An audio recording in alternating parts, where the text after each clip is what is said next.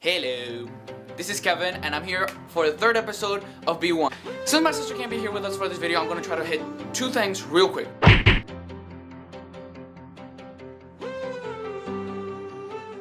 Number one, short-term goals. You've all heard that to reach a big goal, you have to divide it into short-term plans. That's good. For me as men, and let me generalize here, I know today we have a variety of people, but as a guy, in my culture, what I see a lot is that guys are fairly simple. I mean, for us, we like sports, just cuz, that's how we grew up. We like food, I mean, how can you live without it? And, well, we like ladies. I mean, I love my mom.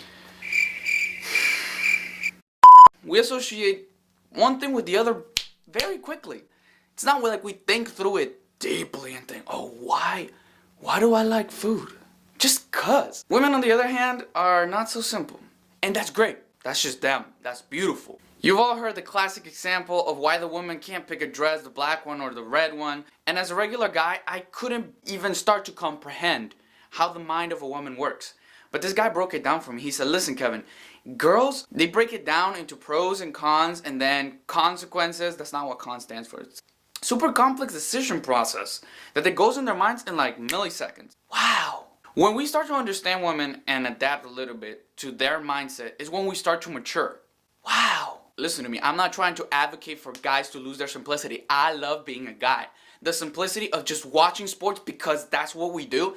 Yeah, but maybe in those bigger decisions, those bigger plans, we gotta think a little bit more slowly about it, not so simply.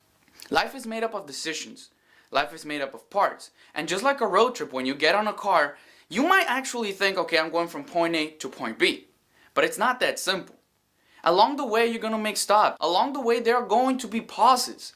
And if you understand those pauses and you plan those pauses, you will realize that you're moving along. Now, let's not overcomplicate ourselves with planning every single detail, but realize that if you put for yourself long-term goals, you might lose along the way the encouragement that you have because you are working so much, not being able to track your progress. Put stops along the way, just like in road trip. You stop to eat, you stop to go to the restroom, you see your progress on the map. Sometimes in life, you just gotta stop and realize, okay, I've reached so far, I've come so far, I'm doing good. Number two, like I said in the first part, I do love women. But there's something that I didn't understand until recently. A teacher told me, Kevin, as guys we think, the girls dress so they can impress us. Girls dress up for each other. And I was like, what? Wow. They dress maybe not to compete with each other, but so that they can complement each other. It's not about us guys. And excuse me for harping on the stereotypes between men and women. This second point hits guys and girls alike. As human beings, love to compare with each other. Whether it be, oh, I'm stronger than you, or I'm taller than you, or I'm older than you, or I'm better than you. It's always me against you. Me against somebody else. And I'm not saying that's bad. Competition's good. I love competition because that's what sports are about. But if we live our life comparing our progress with somebody else, we will always find people that are better than us, and that will make us feel inferior.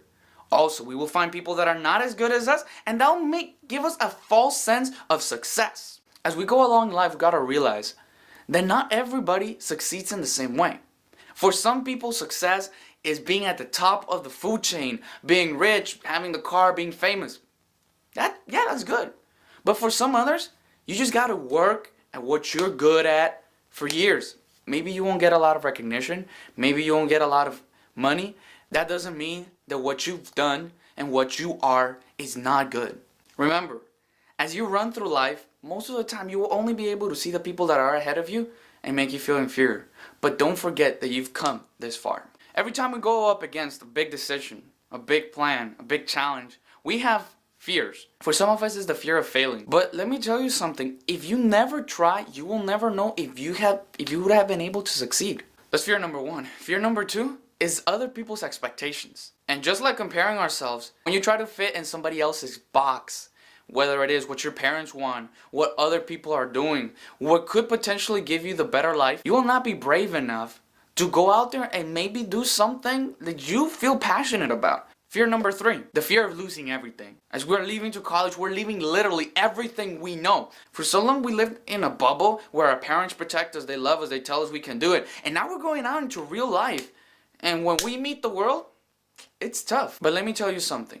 You won't lose everything. Thomas Edison once said, I haven't failed. I've only found 1,000 ways that don't work. Don't be afraid of trying, because even if you fail, you've learned something, and that's a step forward. I don't know what your fear might be, if you're afraid of failing, if you're afraid of letting others down, or if you're afraid of losing everything. But today you gotta face your giant and understand that you are not alone.